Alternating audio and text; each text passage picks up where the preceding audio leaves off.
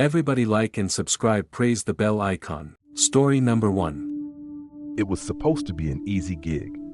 All Harper had to do was house sit for a wealthy couple in the countryside while they vacationed in Italy. A big, beautiful Victorian house, 3 stories, recently restored. She was paid generously just to feed their elderly cat, water the plants, and make sure nothing burned down. The owners, Michael and Janine, seemed nice, eccentric, maybe, but polite. They gave her a detailed binder with instructions and left her a car. The fridge was stocked. The house was spotless. But from the very first night, something felt off. It was the silence, the kind that presses against your ears. No hum of traffic, no neighbors, no streetlights, just endless black fields and the sound of wind rustling through tall grass. Harper tried to distract herself by watching TV, but the satellite kept cutting out, showing static for a few seconds before returning. It happened 3 times in 1 hour. She blamed it on the storm that was supposed to roll in later that week.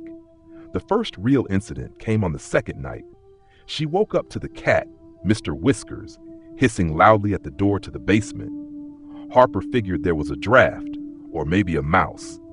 But when she opened the door to check, it was pitch black. The bulb on the stairs flickered and went out completely. She didn't want to go down there, not at night, so she shut the door and pushed a chair in front of it. The next morning, she found the chair moved to the other side of the hall. She laughed nervously, telling herself she must have kicked it in her sleep or moved it and forgotten. But something about the way it was placed, angled perfectly to face the basement door, made her skin crawl. By day 3, she started hearing sounds. Footsteps upstairs while she was downstairs.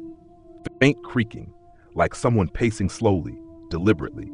She checked every room, closet, and crawl space. Nothing. She texted her boyfriend, asking if he could come stay the night. He said he'd try, but couldn't promise anything until the weekend. That night, she was brushing her teeth when she heard a whisper. Just a single word, sharp and clear behind her, no. She spun around, toothpaste dripping down her chin, but the bathroom was empty. She ran to her room, slammed the door, and locked it. She barely slept. On the 4th day, she finally broke and called Janine. She tried to sound casual, asking if they'd ever had issues with people trying to break in, or if maybe a previous tenant had a key. Janine laughed softly. "Oh, honey, no one wants to be in that house but you." The way she said it sent a chill through Harper. That night, the TV turned itself on at 3:17 a.m., blasting static at full volume. Harper shot out of bed and ran to shut it off. The remote wasn't on the table where she left it.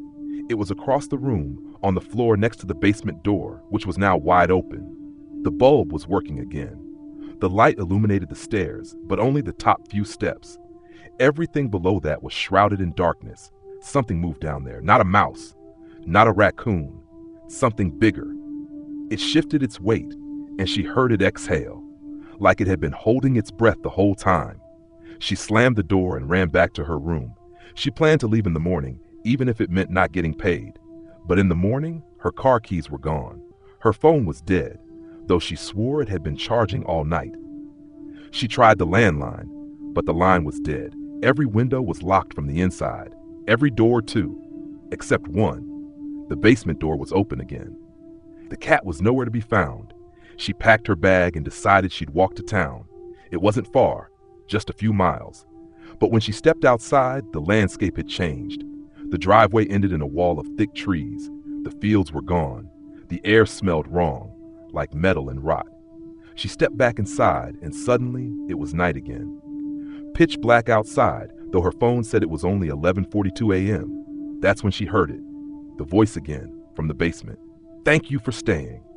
She backed away slowly. The floor beneath her feet groaned like something ancient was waking up beneath it. She never made it to the front door. A week later, when Michael and Janine returned, the house looked exactly as they had left it. Neat, quiet, the plants were alive, the fridge was still full. There was no sign Harper had ever been there, except for one thing. The basement door was open, and Mr. Whiskers was sitting on the top step, staring into the dark, purring softly. Story number 2. In the fall of 2017, a 26-year-old woman named Maya agreed to house sit for a co-worker, Claire, in the rural outskirts of Vermont. Claire and her husband were traveling to Europe for 2 weeks, and their large, creaky Victorian home, built in 1890, needed someone to care for their two cats and water the garden while they were away. Maya, recently out of a bad breakup and craving solitude, saw it as a peaceful escape. From the first night, the house didn't sit right with her. It wasn't just the distant creaking or the way the wind seemed to whisper through the eaves. It was something else. A weight in the air. Like the walls were watching her. She chalked it up to nerves, maybe even a bit of leftover heartbreak, and told herself not to be dramatic. The first real incident happened 3 days in. Maya had gone to bed around midnight. At exactly 3:12 a.m., she awoke with a jolt, unsure of what had stirred her. The room was cold, unnaturally cold, considering the heater was set to 70. She noticed something strange. One of the cats, Jasper, was hissing at the bedroom door, his fur puffed out, his tail rigid. The other cat was hiding under the bed, silent and trembling. Thinking maybe a raccoon or something was outside, she crept to the door and opened it. The hallway was pitch black, but she could just make out a figure at the end of the corridor. Tall, unmoving, almost blending with the shadows. She slammed the door and locked it, heart pounding in her chest. After minutes that felt like hours, she opened it again. The hallway was empty. Maya convinced herself it had been a trick of the dark, maybe even a dream. But the next morning, she noticed something that made her blood run cold. Muddy footprints on the hardwood floor, leading from the back door to the hallway. Bare feet, large, wide-set, and human. The door was locked from the inside. She called Claire, trying not to panic. Claire sounded calm but cautious. She said, "We've had weird stuff happen there. That house has a history. My husband didn't want to tell you, it tends to scare people off. But if you're seriously freaked out, we can call someone to check in."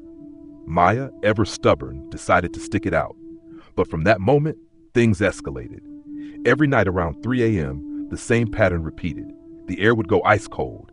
The cats would panic. And Maya would either hear footsteps pacing in the attic or soft knocking from inside the walls.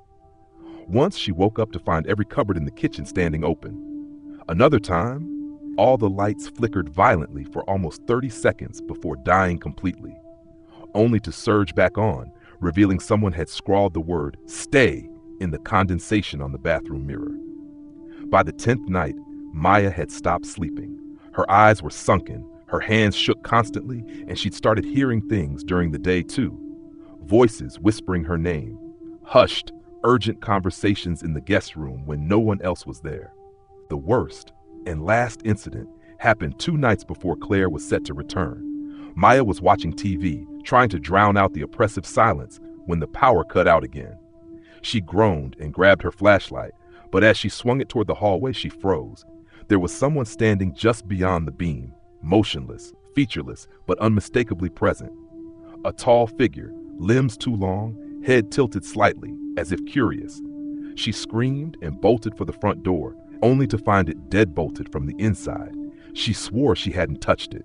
As she struggled with the lock, she heard something walking slowly down the hall toward her, each step echoing like a drumbeat. Then a whisper, close to her ear, "You shouldn't be here."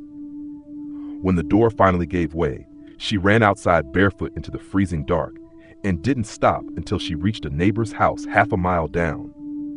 The police searched the house, but found no signs of forced entry, no footprints, no intruders, just her flashlight left on the floor in the hallway, still on, still shining into an empty space. Claire returned 2 days later. Maya never stepped foot in that house again. She refused to talk about the details for a long time until she finally admitted one last detail that made her voice shake.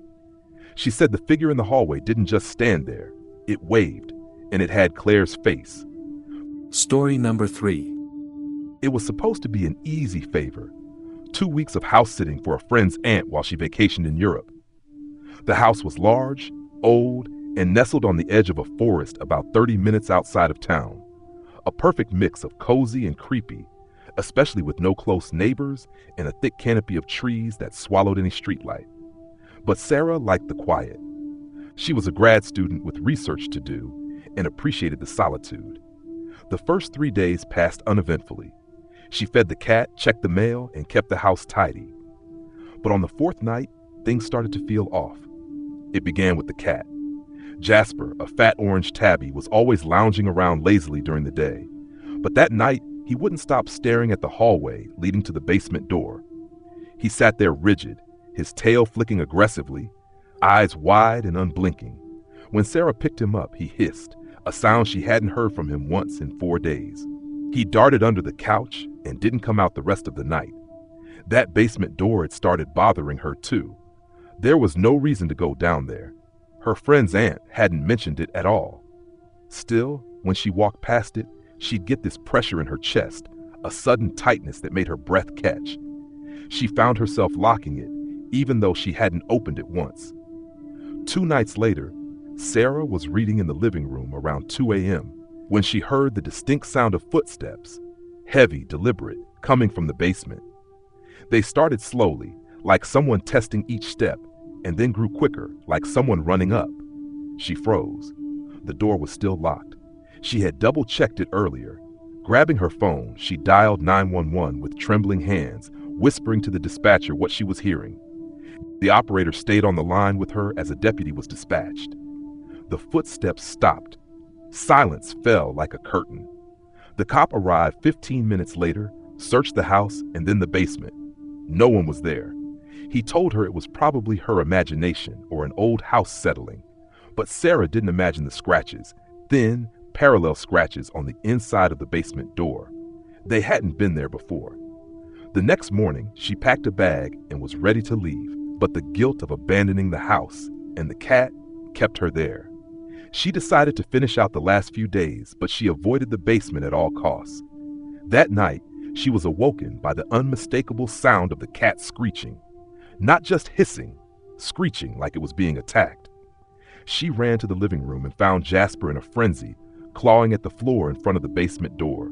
Blood smeared the tile from his shredded paws. He turned to Sarah, fur bristled, and let out a guttural, almost human-like moan before collapsing. She rushed him to an emergency vet. He survived, but they said he was traumatized. His claws were worn to the quick, like he'd been trying to dig his way through stone. Sarah didn't go back to the house that night. The day the aunt returned, Sarah handed her the keys, explained everything in a hesitant, embarrassed tone. The woman didn't seem surprised, not even slightly. She just nodded and said, "The last sitter didn't finish their stay either." Sarah froze. "Why?" The aunt just smiled. "I told my niece not to mention the basement. It's better that way." That night, unable to sleep, Sarah went back to the house's Zillow listing, the one she had skimmed months earlier when agreeing to the gig. She zoomed in on the property disclosures and found something she had missed before. Unfinished basement. No legal access since prior owner's disappearance. Disappearance. She looked deeper. An article from 12 years ago. The former owner, a man in his 40s, was last seen entering his home. Neighbors reported strange smells weeks later. Police searched the house. The basement had been sealed shut, concrete poured behind the door like a tomb. When the aunt bought the home, she had it reopened, and now it was no longer empty.